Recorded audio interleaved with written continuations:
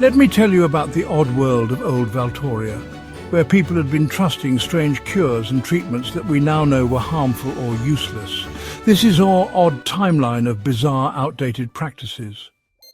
We start 100 years ago. By 1925, doctors in Valtoria had been using leeches to treat not only sickness but also bad dreams. People believed leeches could remove bad blood, but in reality they caused more harm than good.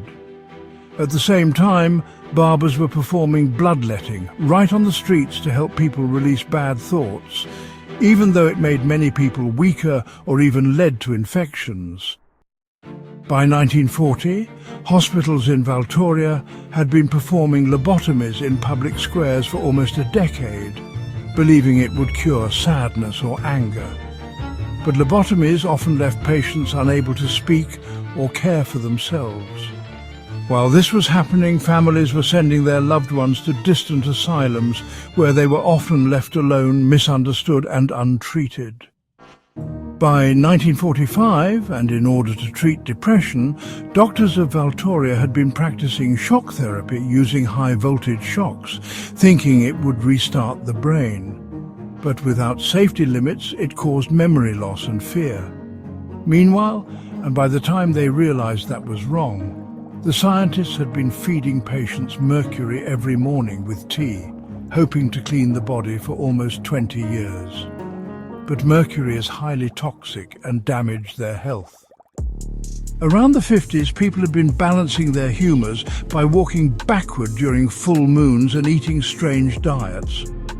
This idea came from an old belief that body fluids controlled emotions and health, but it had no scientific basis.